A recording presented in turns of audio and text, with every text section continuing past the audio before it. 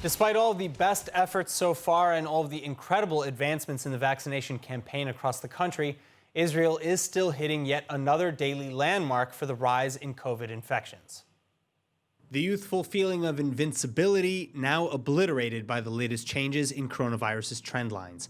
Over 10,000 new cases have been confirmed overnight Tuesday for a 10.2% positivity rating, the highest in Israel's history. And active cases are now at 81,250, with the death toll rising to 4,060.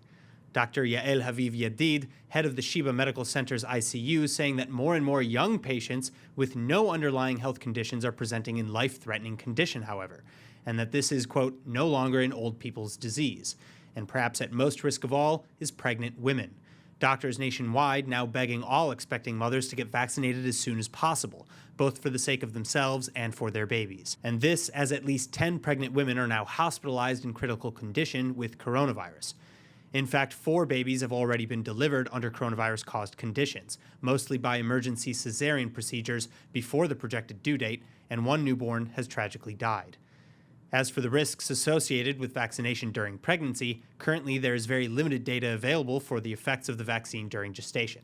But on the other hand, the CDC does acknowledge an increased risk of severe complications resulting from COVID-19 in infected pregnant women, including adverse pregnancy outcomes and illness that results in ICU admissions, mechanical ventilation, and death compared with non-pregnant women of similar age. To all pregnant women who are hesitant whether to go and get the COVID vaccine, I personally truly recommend the vaccine. I think that getting COVID while you're pregnant is much worse than getting a vaccine, which at least theoretically doesn't seem to be in any way endangering pregnant women. We are giving the flu vaccine, we're giving the pertussis vaccine during pregnancy, and the mRNA vaccine, at least again theoretically, shouldn't be in any way more dangerous, and the COVID infection is definitely dangerous during pregnancy. So go get vaccinated. Now, pregnancy aside, most of the new infections across all segments of the population are still coming from the Arab and more so from the ultra-Orthodox Jewish communities.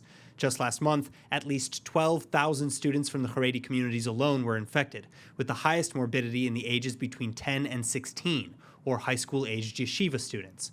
Still, about 15% of ultra-Orthodox schooling institutions are currently operating in violation of lockdown measures.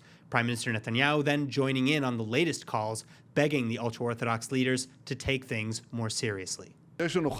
להציל חיים רבים ולצאת מהקורונה, אנחנו חייבים להעלות את אחוז החיסונים באוכלוסייה כולה, אבל בייחוד בציבור הערבי ובציבור החרדי.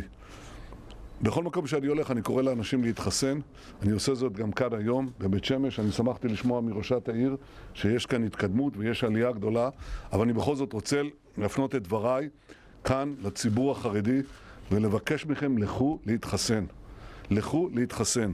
החיסונים לא רק יצילו את החיים שלכם, את הבריאות שלכם, הם גם יצילו את החיים של הקרובים והיקרים לכם, את ההורים שלכם, הסבא והסבתא, השכנים, החברים. רק יחד נוכל להביס את הקורונה.